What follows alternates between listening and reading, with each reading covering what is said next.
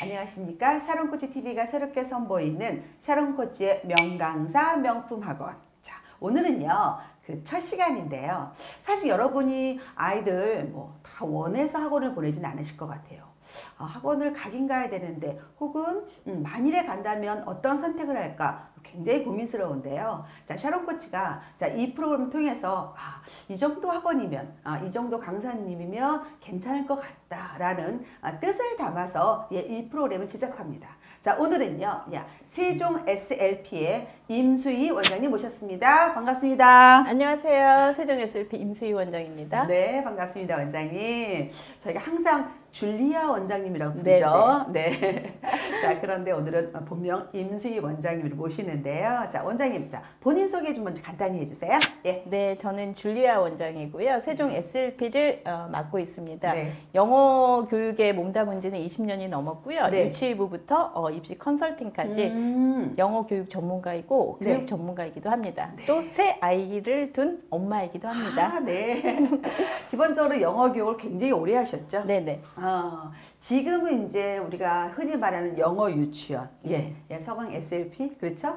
하지만 그 전에는 또 초등학교, 중학교 그 아이들을 또 가르치도 하셨고요. 또 어머님들한테 영어로 어떻게 또 대학을 갈 수 있는지, 고등학교를 갈 수 있는지 그런 컨설팅도 많이 해주셔서 아마 대한민국에서 아마 영어 교육의 최고의 전문가라고 해도 아마 창피하지 않을 것 같은 그런 분이시거든요.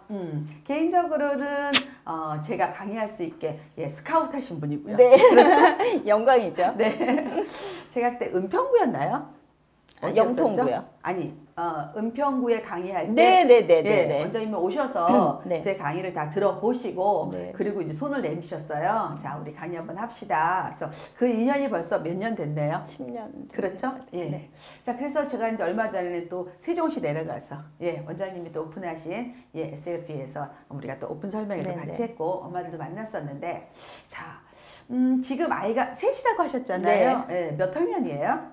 큰애는 직장인이고요. 네. 둘째는 대학생, 셋째는 고1입니다. 어떻게 세 명 다 영어 공부 많이 시키셨나요? 네, 영어도 하고 중국어도 하고. 네. 그렇죠. 네. 아마 본인이 영어라든가 외국어에 대해서 얼마나 중요하다는 거를 충분히 인식하셨기 때문에 아이들한테도 아마 올바른 방향으로 나가지 않을까 싶어요. 네. 요즘 이제 엄마들이 굉장히 고민하는 게 뭐냐면, 대표님, 저한테 정말 많이 질문하세요. 코치님, 영어 유치원 꼭 가야 되나요? 언제 가면 좋은가요? 어디로 갈까요? 많이 물어보시거든요. 네. 기본적으로 영어 유치원이란 무엇인가 라고 질문이 온다면 전체적으로 어떻게 설명해 주실 수 있을지 한번 들어볼게요. 아이들이 유아기 때 유치원에 보내잖아요. 어린이집을 보내기도 하고요. 네. 그거하고 같은 건데 영어로 생활한다고 생각하시면 됩니다. 보통 아이들이 몇 시부터 몇 시까지 있죠? 아침 9시 반부터 오후 2시 반까지 있는 파트가 9시 있고요. 반에서 2시 반에 있는 경우도 있고 4시 반까지 있는 경우도 있습니다. 4시 반까지. 네. 그러면 아이들이 아침부터 오후까지 계속 영어로만 쓰나요? 네네. 그래요. 그럼 애들이 솔직히 힘들거나 아니면 나 한국어 못해서 힘들어 라고 얘기하진 않나요? 일반 유치원을 다니는 아이가 유치원 끝나고 나서 영어를 배우러 오는 아이들은 힘들다고 합니다. 오히려? 네네. 오전 내내 한국식 그렇죠. 교육을 받다가 영유의 방과후 수업 형태로 네네네. 들어오면 그동안에 오전에 안 썼기 때문에 얘네들이 힘들다 네네. 하는데, 그냥 아침 9시 반부터 있는 아이들은 그냥 생활하기 때문에 영어로 생활해서 그냥 생활하는 거로 느끼고 몰입되는 환경이어서 더 훨씬 재미나게 의식을 하지 못하면서 생활을 하는 거죠. 보통 몇 살 때 많이 들어오나요? 5살부터 시작. 5세부터. 네네. 5세부터 6세, 7세까지 3년 과정. 네네. 보통 왜 5세 때 들어가는 경우도 있고 6세 때 하는 경우도 있고 7세 때 들어가는 경우도 있잖아요. 가장 비율이 많은 그 연령은 몇 살인가요? 5세입니다. 5세예요? 네. 엄마들이 5세부터 아예 그냥 영어로 조금 교육시키겠다라고 마음을 먹는군요. 네네. 그럼 6세 때 오는 애도 있고 7세 때 오는 아이들도 있을 거예요. 네네. 그런 아이들이 적응할 때 가장 주의할 점 뭐가 있죠? 5세 때 아이들은 이제 모든 생활이 낯설기 때문에 엄마를 떨어져 오는 거에 대한 두려움이 있습니다. 아, 네. 그래서 케어를 중심으로 해서 언어 교육이 진행되는 게 가장 중요한 부분일 것 같고요. 6세에는 이미 아이가 습관이 잡혀 있기 때문에 네. 습관에 대한 부분에 대한 교육도 이루어져야 되고요. 네. 언어도 어머니가 일단 조금 시키고 온 아이들이 있습니다. 네. 그럼 방법이 조금 다릅니다. 네. 틀립니다. 그것도 이제 수정해줘야 되는 부분들이 조금 네. 있고요. 7세 때는 늦었다라고 생각하는 부분이 있기 때문에 네. 부담감들을 어머니도 갖고 계시고 아이도 갖고 있습니다. 다른 아이하고 비교하면서 나는 내가 할 수 있을까? 뭐 이런 부분을 생각해서 뭐라 그러죠? 모양을 좀 바꿔나가는 부분에 대해서 저희가 좀 시행착오를 주안점을. 네네네. 네. 일단 5세 때는 일단 아이들이 엄마랑 분리된다는 거에 네네네. 대한 공포. 네네.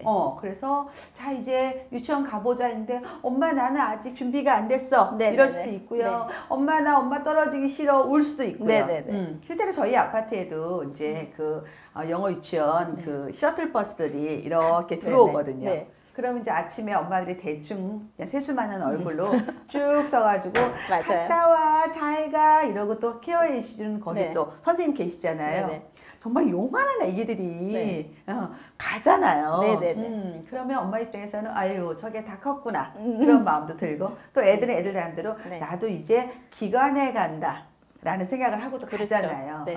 그럼 그 아이들은 사실은 영어에 대해서 어릴 때 엄마가 이제 엄마표로 많이 네네. 해준 아이들도 있고 네네. 아니면 정말 처음 오는 아이들도 있잖아요. 네네. 알파벳을 대충 5세 때 오는 아이들이 알파벳을 알고 오는 아이들이 몇 % 되나요? 알파벳을 알고 오는 아이들이 한 30% 정도 된다고 보시면 됩니다. 세종시 기준으로.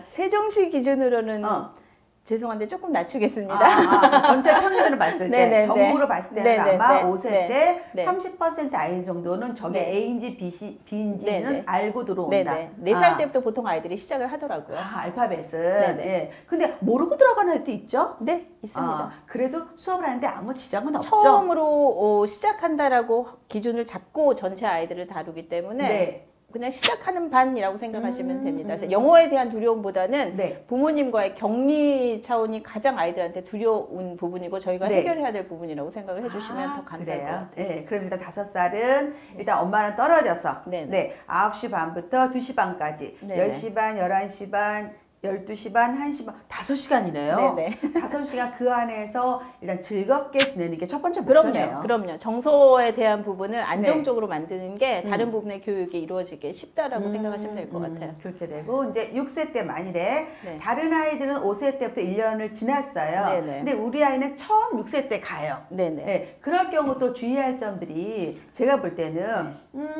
만일에 다른 아이들 1년 동안 뭘 배웠을까 굉장히 궁금할 것 같아요. 네네네. 나는 6세 때 5세 때는 일반 유치원이나 아니면 동네에 있는 어린이집에 있다가 6세 때 처음으로 영어 유치원을 들어가는데 불안한 거야 엄마들 마음은. 1년 동안 저는 이 아이를 가르치지 않았는데 제가 뭐 준비해야 될까요? 라고 물어본다면 네, 원장님은 네. 6세 때 처음 오는데 뭐라고 팁을 주실 거예요? 6세부터는요 두 레벨로 나눕니다. 레벨을 두 개로 나눠요? 5세는 네. 처음 시작하는 아이들인데 6세는 네. 5세 때부터 했던 아이들이 있고요. 네. 혹은 다른 기관에서 1년을 하고 오는 아이들도 있습니다. 네. 그리고 처음 시작하는 아이들도 있습니다. 네. 그래서 처음 오는 아이들은 5세하고 마찬가지로 부모님하고 떨어져서 영어 교육 전문 기관에 오는 거에 케어를 먼저 밸런스를 두고요. 네. 2년차 5세부터 다니고 나서 이제 온 아이들은 아이들이 했던 거에 바탕으로 그 다음에 스텝을 밟는 수준으로 나간다고 보시면 될 것 네. 같습니다. 어머님들이 걱정해야 되실 부분은요. 네. 뭘 해줘야 될까라고 하지 마시고 저희한테 네. 맡겨주시고 믿어주시면 네. 훨씬 더 많은 걸 얻어갈 수 있지 않을까 생각이 듭니다. 저는 근데 어떻게 이제 코칭할 때 어떻게 얘기해 주냐면 만일에 여러분이 중간에 영어 유치원을 네네. 들어간다면 원장님한테 원장님 혹시 제가 이 유치원에 중간에 들어오니까 제가 혹시 준비하고 올 게 있는지 아니면 이 아이들이 그동안 배운 거를 한번 저희도 이렇게 훑어서라도 보고 올까요? 라고 물어보거든요. 네네. 예, 그렇게 질문하면 뭐라고 답하시나요? 배운 거를 리뷰하는 쪽으로만 포커스 해주시면 된다라고 저는 말씀드려요. 프리뷰보다는 네. 리뷰하고 아이 칭찬해주고 네. 관심을 조금 더 격려하는 쪽으로. 그러면 네네. 미리 공부 안 해도 되니까 네네. 지금부터라도 보고 공부한 거를 다시 한번 복습시켜 주세요. 네네네. 이게 더 빠릅니다라고 말씀해 네네네. 주신다는 얘기죠. 네. 자, 그러면 7세예요, 이제. 이 아이가 이미 5세, 6세 때 또 일반 유치원에서 있었어요. 영어 유치원은 처음 들어가요. 그런 아이들은 제일 중요한 게 뭘까요? 아이들하고 사회생활을 하면서 서로 배려하고 영어에 네. 대해서는 어떤 목표를 갖게 하고 이제 동기부여해서 자신감을 잃지 않도록 하는 게 가장 중요하다고 생각합니다. 네, 예. 예를 들어서 7살인데 이미 또 애들 생각이 있잖아요. 네네. 나는 이런 어려운 단어 모르는데 옆에 있는 애가 척척 아는 거예요. 네네. 그렇죠. 그러면 엄마 나 여기 다니기 싫어. 나는 모르는 거 너무 많아. 쟤는 지금 엄마에게 3년 차래. 난 지금 처음이야. 나 너무 속상해. 라는 엄마들도 있을 것 같아요. 네네.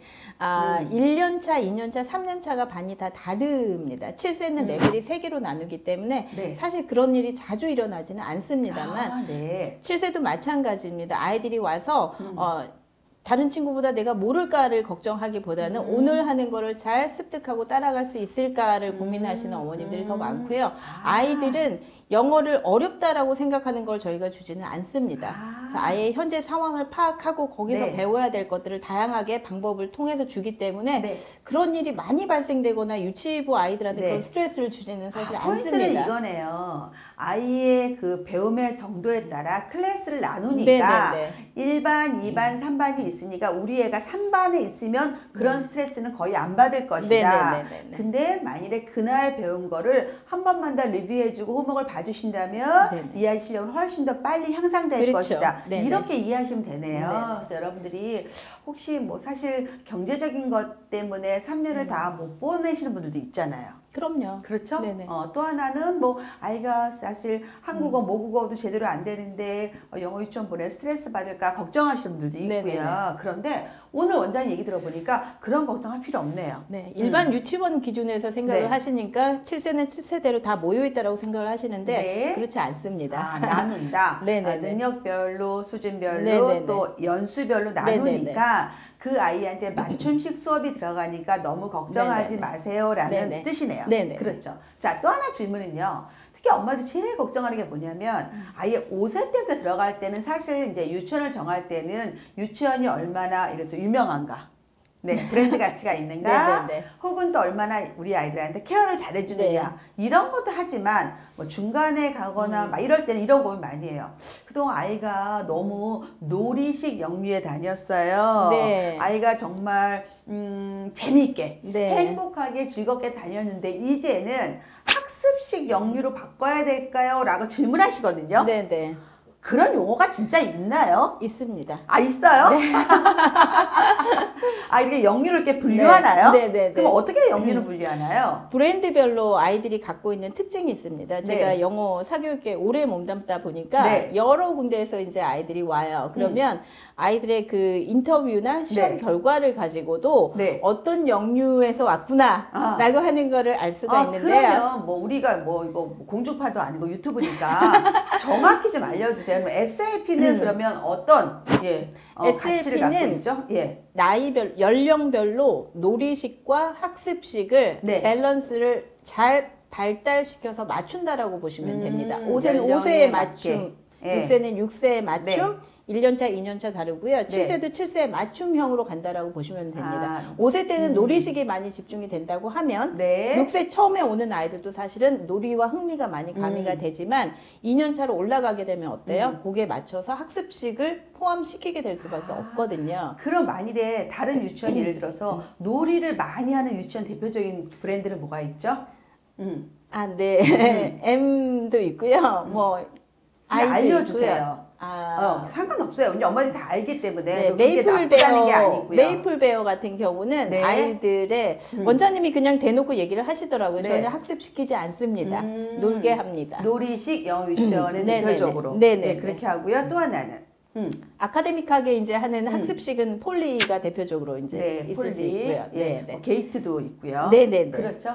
그래서 엄마들이 선택하는 건데 네. 지금 이 자리가 타 회사를 비난하는 자리는 아니고요. 네네네. 예, 일단 기본적으로 네. SLP는 놀이와 학습을 적절하게 섞어서 네네. 밸런스를 맞춰서 한다 이런 뜻이고 네네. 저는 이렇게 생각해요. 개인적으로는 저는 기본적으로 아이들 영어 교육을 많이 시켰고 네네. 또 영어로 학교를 보냈거나 영어로 취업을 했거나 네네네. 이런 끝까지 왔잖아요. 네네. 제가 하는 게 양육과 교육과 입시, 진로까지 제가 컨설팅을 해드리는데 그 길게 흐르는 강줄기 중에 하나가 영어거든요. 네네. 근데 그걸 너무 어릴 때 네. 지나치게 많은 단어를 외우게 한다든가 지나치게 많이 쓰게 하면 네. 아이들한테 그게 굉장히 부담스러울 것 같아요. 그럼요. 네.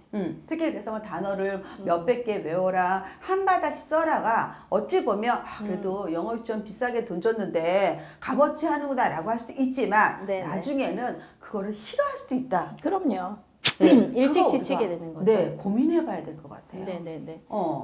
예를 들어서 그러면 SLP는 아이가 5시간 동안 있다가 집에 가잖아요. 네네. 숙제는 있나요? 숙제는 10분에서 15분 정도가 가능한 습관 만들기 같은 개념으로만 하루에 10분에서 15분 네네네. 정도 네. 쓰기도 있나요? 읽기도 있죠. 있고요. 있죠. 네. 그 정도만 하면 된다. 네네. 그래서 주 5일. 네네. 주 5일 네. 10분에서 20분 사이에 홈워크를 준다. 네네. 그러면요, 대표님. 만일에 지금 SLP의 아이들이 되게 많잖아요. 네. 그렇게 숙제를 내줬는데 엄마가 혹시 네. 그 숙제를 잘 봐주고 집에서 케어받은 흔적이 있다. 이렇게 보이는 애들이 대체적으로 몇 퍼센트 돼요? 30%? 30%. 네. 그럼 70%는 진짜 다니기만 하는 거죠. 네네. 안 그럼- 봐주십니다. 그렇죠. 바쁘십니다. 근데 이게 여러분 팁이에요, 꿀팁이에요. 여러분이 정말 여러분이 영어 유치는 비싸다고 생각하시잖아요. 그런데 다니기만 하면 사실 큰 효과는 없고요. 갔다 와서 10분, 20분 숙제하는 건 봐주면 그렇죠. 그렇죠. 교육의 효과는 아마 엄청 차이가 날 것 같아요. 네네. 네. 숙제는 10분, 15분이지만 네. 어머니랑 같이 뭔가 하다가 그 가지가 펼쳐지는 거는 무한대입니다. 그렇죠. 네네.